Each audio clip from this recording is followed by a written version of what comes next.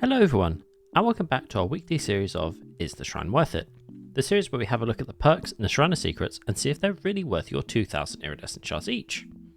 This week we have quite an incredible shrine, however the perks in it for the killers are not as strong as the survivors. I'm going to give this shrine an 8 out of 10. We have perks from The Plague, Ghostface, Alan Wake and Trevor Belmont. Those perks are Dark Devotion, Furtive Chase, Boon Illumination and Eyes of Belmont. Let's get into the survivor perks first. Our first survivor perk is Eyes of Belmont. When a generator is completed, the aura of the killer is revealed to you for 3 seconds. Whenever a killer's aura is revealed for a specified amount of time, that time is increased by 2 seconds. This is what it looks like in game.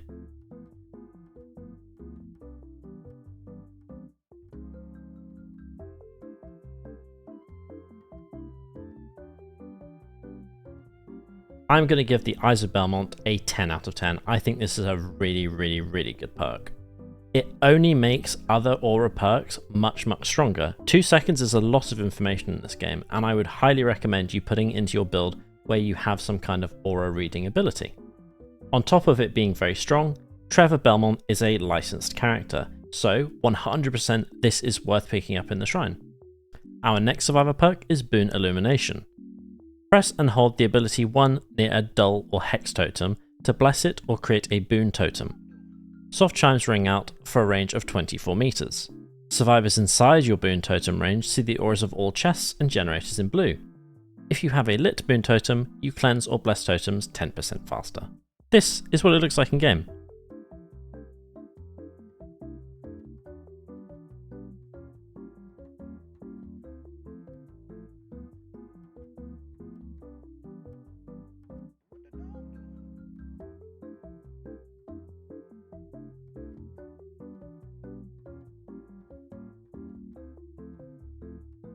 Surprisingly, I'm going to give this perk an 8 out of 10. I actually think it's very slept on and I think it's very good.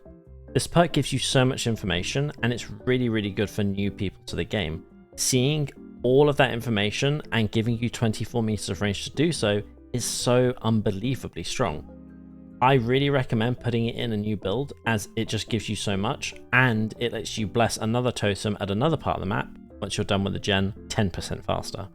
On top of this being, I think, a strong perk, it is from Alan Wake, and Alan Wake is another licensed character, so 100% this is worth picking up. Even if you don't like this perk and don't think it's strong, licensed perks can get buffed. This can be much stronger in the future. Let's move on to the killer perks. Our first killer perk is Dark Devotion. You become obsessed with one survivor. When the obsession loses a health state, your terror radius transfers to the obsession for 45 seconds, and its radius is set to 40 meters. You are granted the undetectable status effect for the duration. This is what it looks like in game.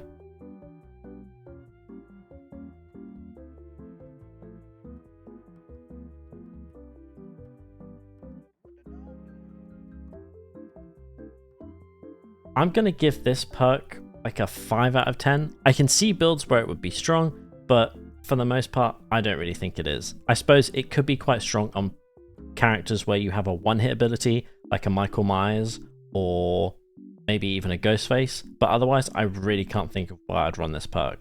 Whether you think this perk is strong or not, it is from The Plague. She's an unlicensed and very old character to be added to the game.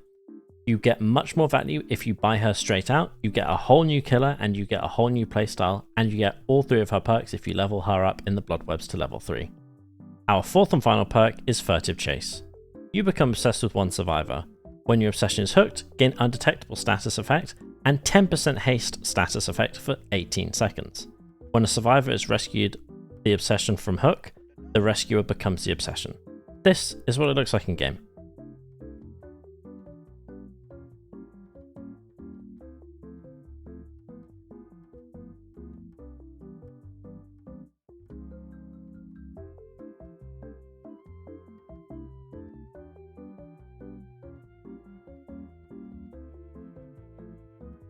Just like the previous killer perk, I'm going to give this a 5 out of 10. I don't think it's particularly strong, but anything with undetectable is pretty good on killers that have a one hit or a really good effective way to down someone very quickly. Unlike the last killer perk, Ghostface is a licensed character, so 100% this is worth picking up in the shrine whether you think it is strong or not. So to recap this week, the perks that we want to pick up are Furtive Chase, Boon Illumination, and Eyes of Belmont. The only one that we want to stay away from is Dark Devotion. Thank you guys for watching this video. See you next week for an even better shrine. Bye!